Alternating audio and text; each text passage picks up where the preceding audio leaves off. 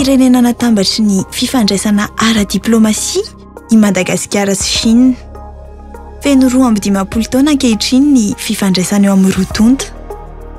Mifankafantatra tsara ny vahoaka malagasy sy sinoa. Nanamafy ny fifankatiavana rahateo ny fisian'ireo fiaraha-miasa maro nandritran'izay 12 taona izay.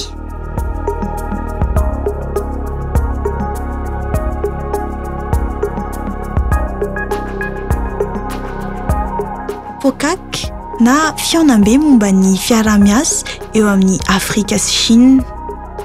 Notontosaina tao Beijing ny 4 hatramin'ny 9 septambra 2024 ny andiany fahasivy tamin'ny FOCAC. Filoham-panjakana sy lehiben'ny gouvernement avy tamin'ny firenena afrikanina 30 no nivory tao amin'ny Grand Palais du Peuple tao Beijing. Nahazo fanasana tamin'izany ny fanjakana malagasy. Tonga nanatrika ny FOCAC 2024 tao Beijing ny filoha Andry Rajoelina sy ny délégation nanotariny.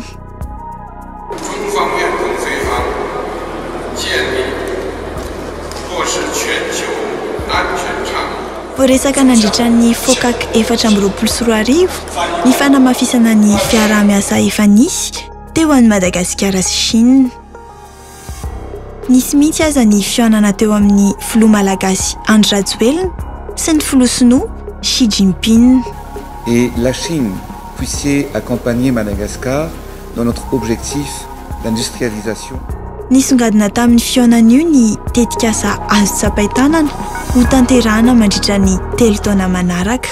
Nampatsiahy ireo tetikasa ho tanterahan'ireo ny mpanolotsaina iray eo anivon'ny mahasovon'ny Chine nandritra ny tafatafan'ny resahana indrindra mikasika ny FOCAC izay natao tetsy amin'ny hôtel Tometal Mahamasina ny zoma 13 septambra 2024 teo. Depuis l'établissement du FOCAC, les initiatives dans son cadre guident toujours la coopération sino-africaine et sino-malagasy. Les 9 programmes proposés lors de la 8e conférence ministérielle du FOCAC ont jeté une base solide pour renforcer la coopération entre la Chine et Madagascar. Par exemple, la préparation du projet d'aménagement hydraulique de Ranomafana sur la rivière Ikopa se déroule favorablement. Le projet de la voie rapide reliant l'aéroport international Ivatu et le boulevard de l'Europe et le projet d'aménagement de la voie rapide reliant le port de Douamasina à la route nationale 2 avance de manière satisfaisante. Pour faire progresser encore davantage la coopération pragmatique entre les deux pays au cours des 3 ans, au cours de 3 prochaines années, la partie chinoise s'efforcera d'aligner étroitement les 10 actions de partenariat avec les 3 piliers de la politique générale de l'État proposée par son Excellence, Monsieur le Président Rajoelina.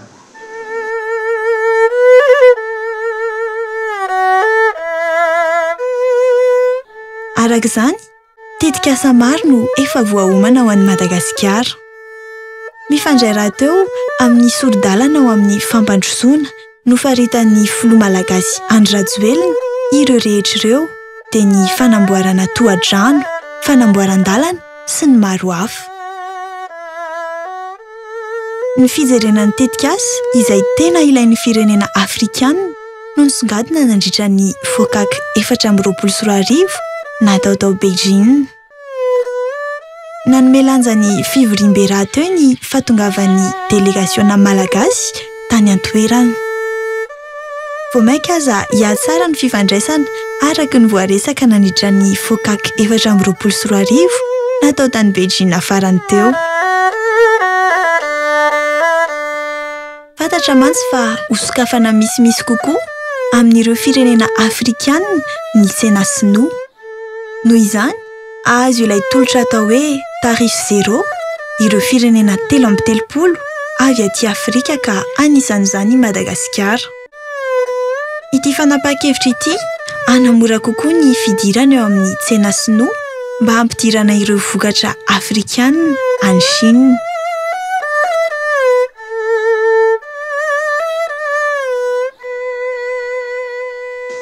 Dans le domaine de l'action de partenariat pour la prospérité du commerce, la Chine a décidé d'accorder le traitement de tarif zéro à 100% des produits exportés vers la Chine par les pays les moins développés ayant avec la Chine des relations diplomatiques, dont 33 pays africains, y compris Madagascar. Cette initiative élargira davantage l'accès au marché chinois pour les produits africains et fera du grand marché chinois une grande opportunité pour l'Afrique. Dia isokatra amin'ny mpandraharaha malagasy vonina hanondrana entana any Chine zany ny tsena any amin'ity firenena efa mandroso any Azia ity. Irika iray ahafahan'i Madagasikara mampiakatra ny tahan'ny fanondranana entana io. Azo raraotina tsara io tolotra ahafahana mampivoatra aingana ny tahan'ny fanondranana entana makany ivelany. Tombony ho an'i Madagasikara ny fisokafan'ny tsena sinoa mba tsy ny entana hafarana trano no ahazo vahana eo amin'ny lafiny ara-barotra eto amintsika. Ny fanondranana entana mantsy dia irika iray ampiakarana aingana ny maritry fiara-toe-karena. Raha misokatra ao antsika ny tsena iraisam-pirenena dia ho betsaka ny tahan'ny fanondranana entana. Hiatsara miandalana araka izany ny fahamarinan'ny toeran'ny sandam-bola. Azo aina ny ariary eo amin'ny sehatra iraisam-pirenena, hiditra ny vola vahiny, azo tombo ny mpandraharaha malagasy. Hipakatra any amin'ireo tatsaha-mpamokatra ny tombontsoa. Hiodina avokoa ny seha-mpamokarana voakasika amin'ny fanondranana entana. Noho izany, tokony araraotina ny fisokafan'ny tsena iraisam-pirenena toy izao entina ampiroboroboana ny tontolon'ny famokarana.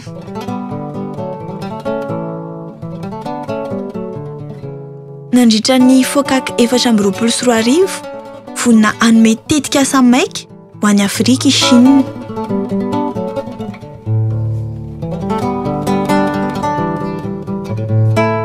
Manazava sy mamintina ny votoatin'ny FOCAC 2024 izay nandraisan'i Madagasikara anjara, Andriamatoa Andriamananoro Augustin, solombavam-bahoakan'i Madagasikara sady mahafantatra tsara ihany koa ny fifandraisana eo amin'ny Madagasikara sy Chine.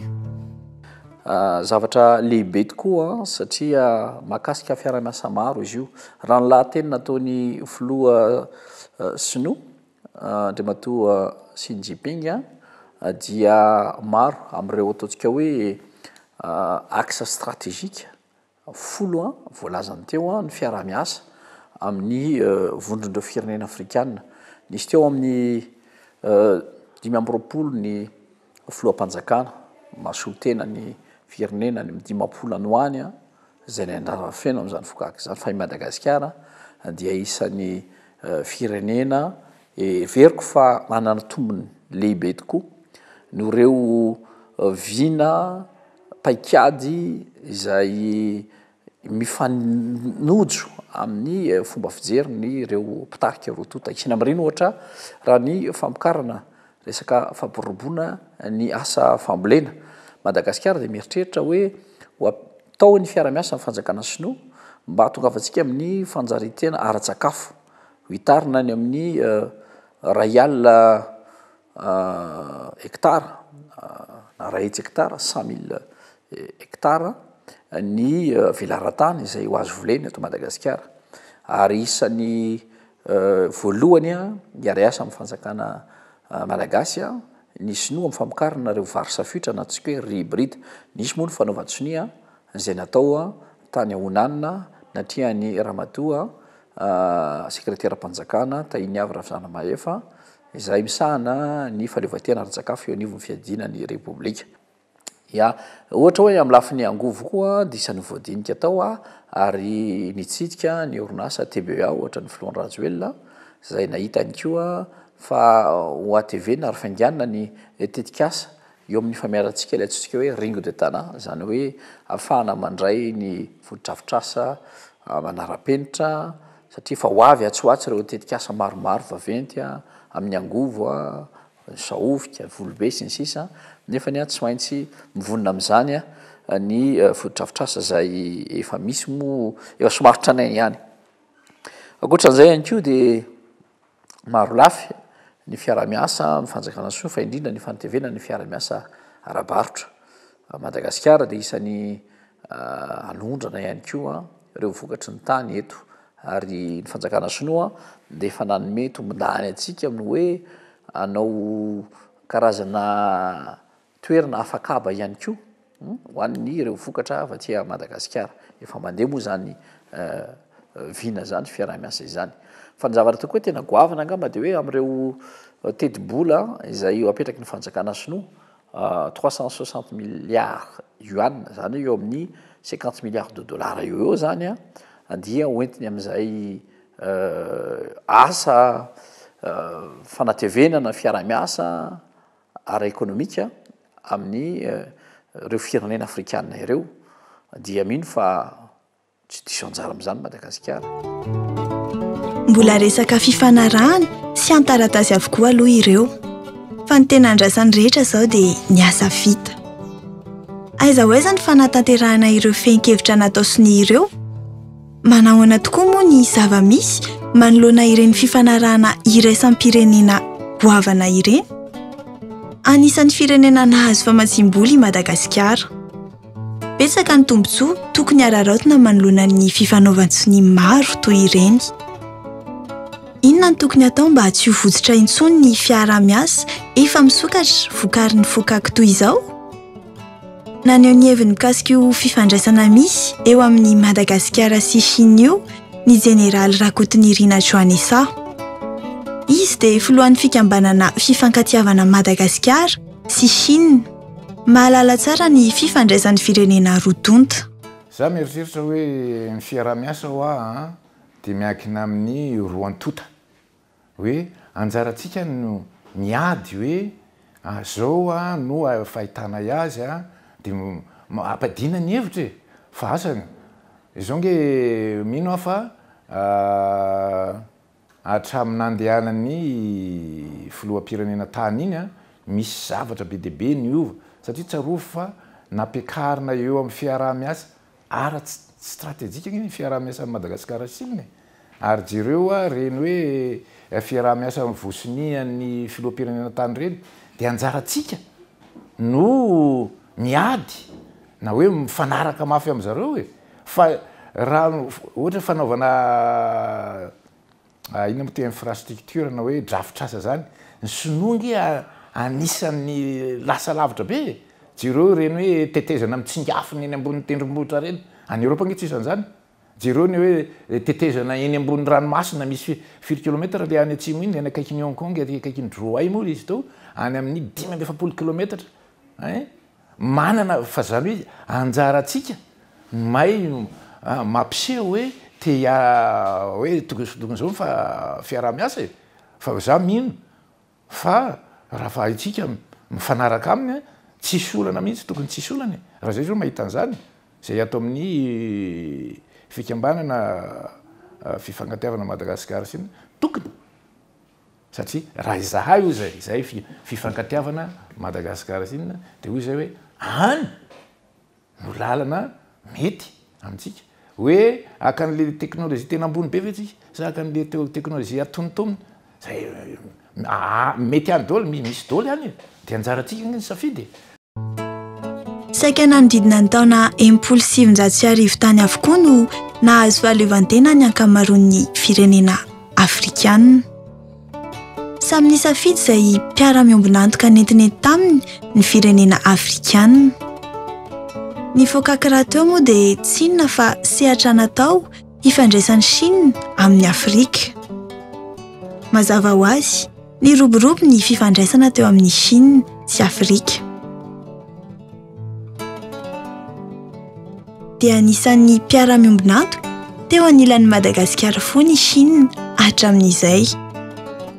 Nandritra ireo fitondrana ny fandimby dia teo foana ny Sinoa nanohana ny fitondram-panjakana malagasy.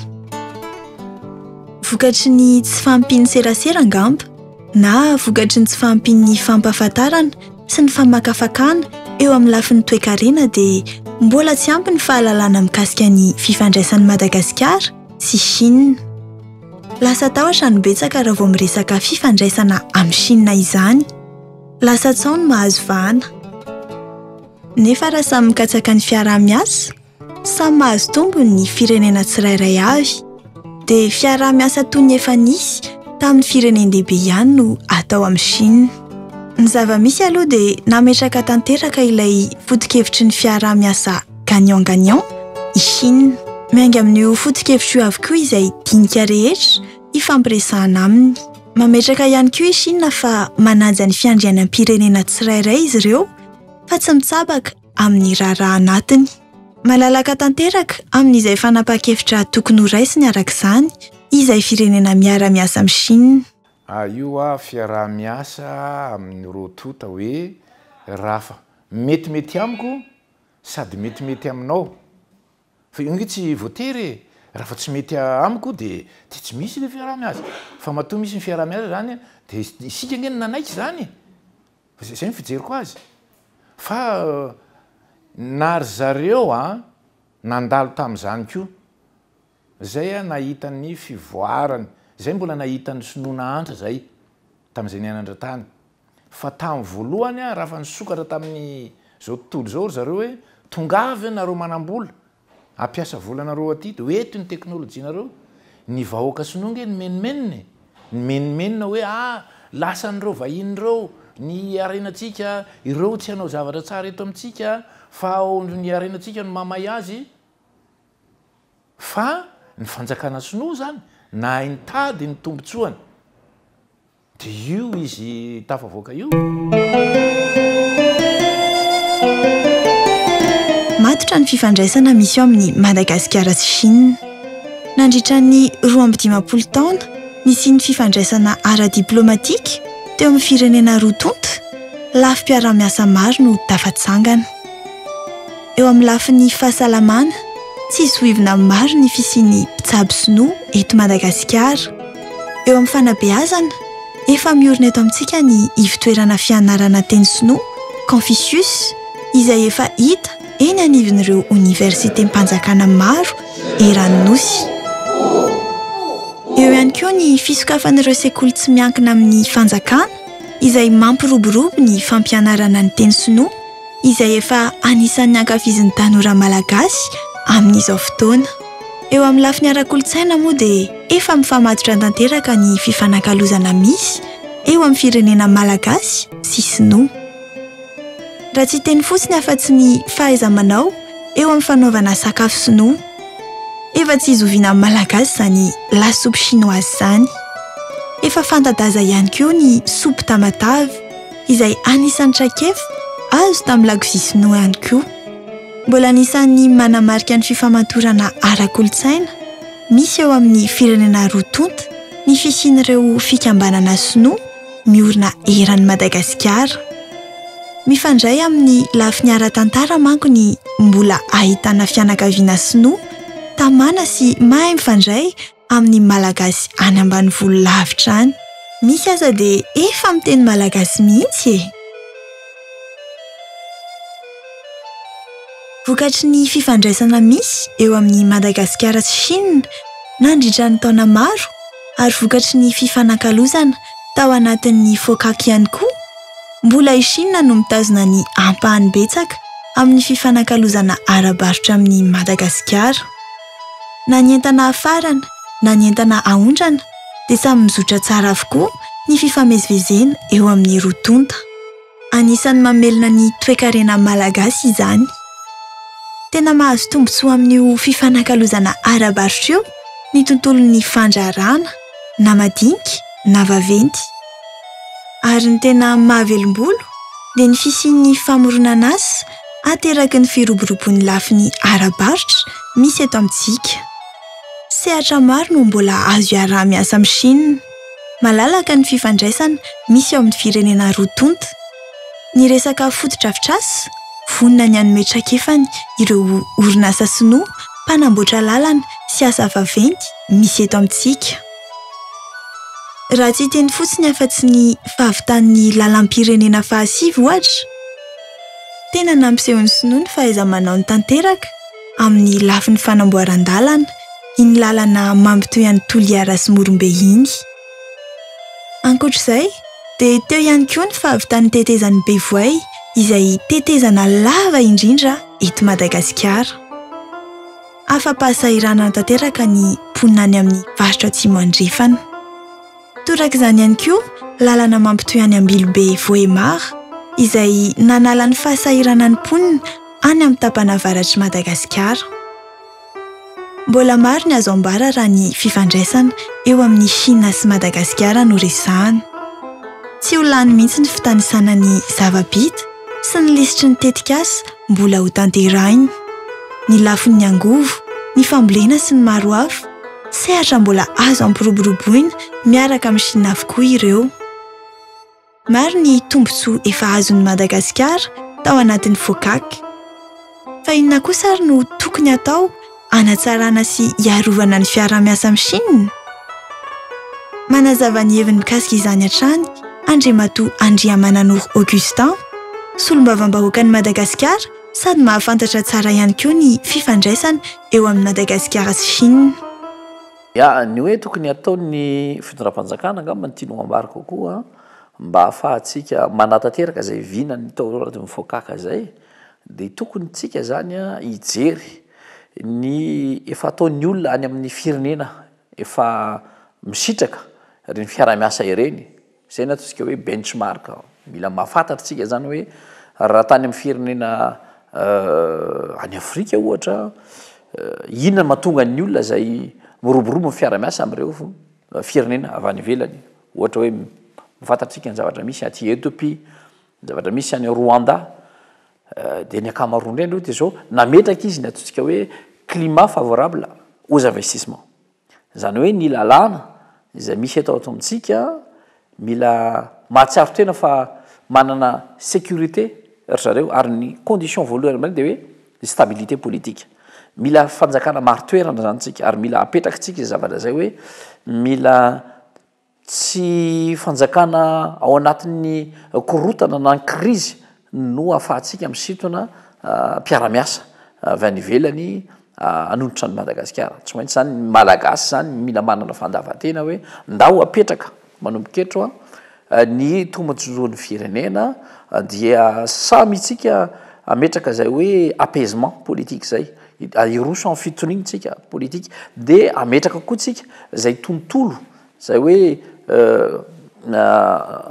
filazako anazy moa zany dia hoe climat propice aux investissements directs étrangers.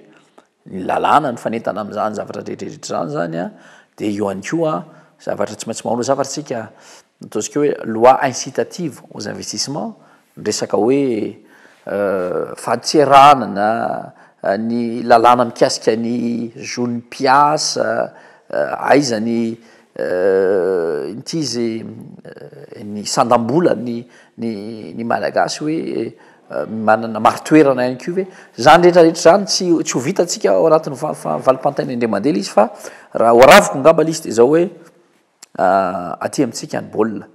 Raha ohatra tsika ka mahatsapa fa ny fitoniana, ny fandriam-pahalemana, ary indrindra ny tontolo misehatry ny lalàna rehetrarehetra izay anatsara ny fandrarana eto Madagasikara, dia anamaivana sy anamora ny fiarah-miasa amin'ny FOCAC izany. Raha ny politika napetraka Madagasikara aloha ny jerena, dia misy vina tokony hotratrarina aingana mba hametrahana ny fampandrosoana maharitra. Ny tetikasa tena ilain'ny vahoaka no tena maika amin'izany. Mazava ho azy, misokatra amin'ny fiarah-miasa amin'ny mpampiasa vola, ny firenena malagasy, mba hanafainganana ny fahavitan'ireo tetikasa tena ilain'ny vahoaka. Efa mazava aloha fa isy ireo fiarah-miasa ny fanarahan'ny gouvernemanta malagasy sy ny gouvernemanta sinoa entina ho toto-saina mandritra ny 3 taona manaraka. Fa azo antoka ihany koa fa isy ny fiarah-miasa amin'ny mpampiasa vola izay vonona hiaraka amin'ny Madagasikara. Mbola malalaka ny sehatra azo ametrahana ny fiarah-miasa eo amin'ny firenena roa tonta. ny azo amboara dia matotra ny fiara-miasa. I Madagasikara mila ny Chine, i Chine ihany koa mila ny Madagasikara. Firenena efa mifankafantatra tsara eo amin'ny fifandraisana ireo, ka tokony toetrany ny fifanankalozana misy eo amin'ny rotonta. Tsara ny fiara-miasa efa vita teo amin'ny Madagasikara sy Chine. Betsaka ny efa tanteraka. Misy kosa nefa ireo izay mbola eo andalam-pamolavolana. Ny firariana dia hitondra soa sy fahombiazana maharitra ny fifandraisana eo amin'ny rotonta. Irariana ihany koa hitondra ny amin'ny fandrosoana lalindalina kokoa ho an'ny firenena malagasy ane ny fiara-miasa eo amin'ny Madagasikara sy Chine.